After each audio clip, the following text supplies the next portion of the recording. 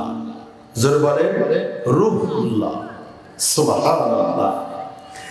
ঈসা আলাইহিস সালামের মা বড় আবেদা ছিল, সালেহা ছিল। ঈসা আলাইহিস সালামের মা বড় পরহেজগারী নিয়ে একটা মহিলা ছিলেন। আল্লাহর পয়গম্বরিত্বর দায়িত্ব আল্লাহ তাআলা ঈসা আলাইহিস সালামকে দেবেন। এমন একজন মায়ের গর্ভে আল্লাহ তাআলা পাঠাইছেন। অনেক নবীকে আল্লাহ তাআলা পাঠাইছেন একটা বিধর্মীর ঘরে, ইহুদি নাসারার ঘরে। জোরে বলেন ঠিক না ঠিক? আমার ভাইরা, আমার বাপজিরা, ঈসা আলাইহিস সালামকে আল্লাহ রাব্বুল আলামিন মারিয়াম বিবি মারিয়াম আলাইহিস সালামের গর্ভে পাঠাইছেন। বিবি মারিয়াম গোসল করে দুপুর পর চুল শুকাইতেছে, ঘরের মধ্যে চুল শুকাইতেছে, দরজা জানলা বন্ধ।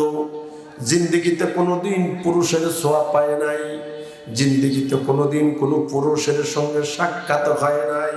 জোরে বলেন সুবহানাল্লাহ, আরো জোরে বলেন সুবহানাল্লাহ। ও বাবা, ঈসা আলাইহিস সালাম আল্লাহ তাআলা তার মায়ের গর্ভে মারিয়াম আলাইহিস সালামের গর্ভে পাঠাইবেন। হযরত জিবরাইল আলাইহিস সালামকে পাঠায় দিয়েছেন, যাও রে জিবরাইল, আমার বান্দি, পেয়ারা বান্দি মারিয়াম আলাইহিস সালামের ঘরে প্রবেশ করো। ঘরে প্রবেশ করতে কিন্তু কোনো দরজা জানলা খোলা লাগে না, কোনো ছিদ্র লাগে না। আল্লাহর পাঠানো ফেরেশতা জিবরাইল আলাইহিস সালাম হযরত বিবি মারিয়ামের গর্ভে আল্লাহ তাআলার পয়গম্বর ঈসা আলাইহিস সালামকে পাঠিয়ে দিলেন।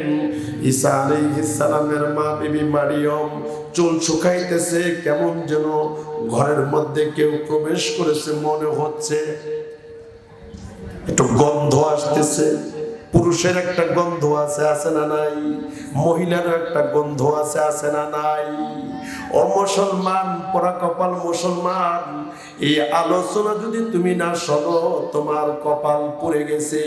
এত সুন্দর আলোচনা আমার বের হয়ে গেছে। আমার বাবা, আমার উস্তাদের দোয়া নিয়ে আমি মাহফিলে উঠছি, মালিকের কাছে প্রার্থনা করেছি, মালিক এমন একটা আলোচনা তুলে দাও যে আলোচনা সব জায়গায় করা হয় না। আমার ভাইরা, আমার বাপজিরা, বিবি মারিয়াম কে যেন ঘরের মধ্যে আসছে, বোঝা যায়, ঘেরান পাওয়া যায়। বিবি মারিয়াম ডাক দিয়ে বলে, কে আমার ঘরে আমার পারমিশন ছাড়া আমার ঘরের মধ্যে কে প্রবেশ করেছো? আমার প্রশ্নের উত্তর দাও। বারবার বলো, কোনো উত্তর নাই। কিছুক্ষণ পরে রাব্বাইকে, আল্লাহর বান্দি মারিয়াম, আমি আল্লাহর পাঠানো ফেরেশতা, তুমি আমার ঘরে প্রবেশ করেছো কেন? বলে, বিবি মারিয়াম, আল্লাহ তাআলা আপনাকে একটা সুসংবাদ দিয়ে আমাকে পাঠাইছেন। যেরকম সুবহানাল্লাহ। এখানকার ছেলেটাকে, এই চা দেয় যে ছেলেটাকে, একটা হাবের সাথে এখানে আসে। বিবি মারিয়ামকে ডাক দিয়ে বলে, এ আল্লাহর বান্দি মারিয়াম আলাইহিস সালাম, আপনার রব্বি কারীমের পক্ষ থেকে আপনার একটা সুসংবাদ আছে। বলে, কিসের সুসংবাদ?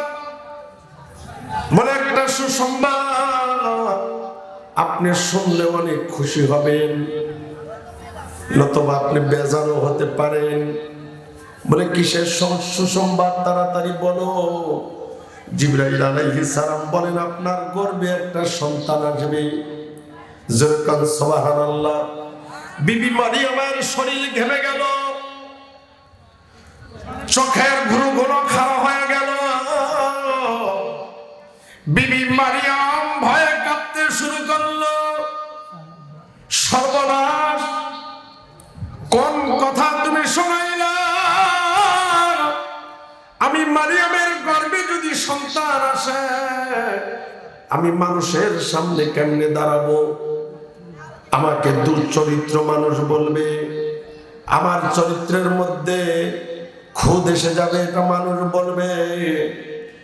আমার তো সন্তান আসতে পারে না, কারণ কোন পুরুষের ছোঁয়া আমার আর লাগে নাই, আমার কোনো বিবাহ হয় নাই, আমার তো সন্তান হতে পারে না, কি করে আমার সন্তান আসবে? হযরত জিবরাইল আলাইহিস সালাম বললেন, আপনি এখনই বুঝতে পারবেন এটা আল্লাহর কুদরতের ছোঁয়া। আল্লাহর কুদরতের ছোঁয়া নিয়ে আমি জিবরাইল অবতীর্ণ হয়েছি বলে বলার সঙ্গে সঙ্গে জিবরাইল আলাইহিস সালাম একটা ফু দিলেন। ফু দেওয়ার সঙ্গে সঙ্গে তার গর্ভে সন্তান এসে গেল। বিবি মারিয়মের অল্প সময়ের মধ্যে তার পেটটা কিছুটুকু উঁচা হয়ে গেল, বড় হয়ে গেল। বিবি মারিয়ম বুঝলেন যে আমার গর্ভে সন্তান এসে গেছে। বিবি মারিয়ম শরম পাইলেন, চিন্তিত হলেন। বিবি মারিয়ম গভীর রজনীতে দৌড় দিলেন খেজুরের বাগানে। একটা খেজুরের বাগান যেখানে আদম আলাইহিস সালাম 3টা বিচি অর্পণ করেছিলেন, জান্নাতি খেজুর গাছ। 3টা বিচি থেকে আস্তে আস্তে খেজুরের বাগান বড় হয়ে গেছে। কিন্তু আদম নবী যেই 3টা খেজুর গাছ লাগাইয়াছিলেন, ওই খেজুর গাছের সঙ্গে বিবি মারিয়ম ঢেলান দিয়ে শুয়ে পড়লেন।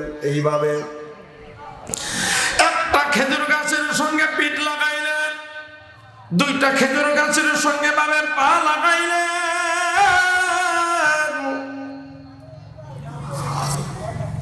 বিবি মারিয়ম যে 3টা খেজুর গাছের সঙ্গে ঢেলান দিয়ে বসলেন আর পা লাগাইলেন, ওই 3টা খেজুর গাছ মরা ছিল। কি ছিল? জোরে বলেন, কি ছিল? মজা লাগতেছে না? মজা লাগতেছে? আসেন আসেন, বসেন, সবাই বসেন, ভুল করবেন না। মরা ছিল গাছ। মারিয়মের সোয়াপে সঙ্গে সঙ্গে খেজুর গাছ জাতা হয়ে গেল। চিল্লা বলে মারহাবা। জাতা হয়ে গেল, ডালপালা হওয়া শুরু করে দিল। সঙ্গে সঙ্গে খেজুরের বাধা আসা শুরু করলো। খেজুর চতুর্দিক খেজুর হওয়া শুরু করলো আর খেজুর পাকতে শুরু করলো। মারিয়ম আলাইহিস সালামের কোষের মধ্যে টপ টপ করে খেজুর পড়তে শুরু করলো। বিবি মারিয়ম মাওলা পাককে ডাক দিয়ে বলে, মালিক, আপনার নীলা খেলা বোঝা বড় দায়। আপনি কোন খেলা খেলতেছেন আমি তো বুঝি না। মালিক, আমাকে মানুষের সামনে লজ্জিত করবেন না। ও মালিক, আমাকে বেইজ্জতি করবেন না। ও মালিক, যদি কোনো পাপ করে থাকি আপনি আমারে শাস্তি দেন, কিন্তু মানুষের সামনে আমি মারিয়মকে লজ্জিত করবেন না। আমাকে মানুষ জিজ্ঞাসা করবে, আমি কি জবাব দিব? জিবরাইল আলাইহিস সালাম বলেন, আপনার কোষের মধ্যে খেজুর পড়ছে, আপনি খেজুর খান, আপনার জন্য হালাল। আল্লাহ তাআলা আপনার পরশোয়া দিয়া খেজুর গাছ জাতা করে দিছে, খেজুর বানাইছে, এই খেজুর পাকাইছে, মুহূর্তের মধ্যে আপনার কোষের মধ্যে ফালাইছে। এটা আপনার জন্য হালাল, আপনি খান। খাওয়ার সঙ্গে সঙ্গে বাচ্চা পোষক হয়ে যাবে। জোরে জোরে কান সুবহানাল্লাহ। আমার ভাইরা, আমার বাপজিরা, হযরত ঈসা আলাইহিস সালামের মা সতী নারী বিবি মারিয়মের সন্তান ভূমিষ্ঠ হয়ে গেল। তাকায় দেখে সন্তান পুষ্ট সন্তান হয়ে গেছে।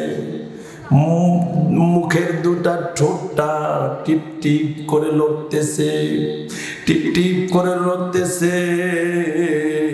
হযরতে বিবি মারিয়াম তাকায় দেখে আমার সন্তান জান্নাতি পোশাক পরিহিত অবস্থায় দুনিয়াতে আগমন করলো।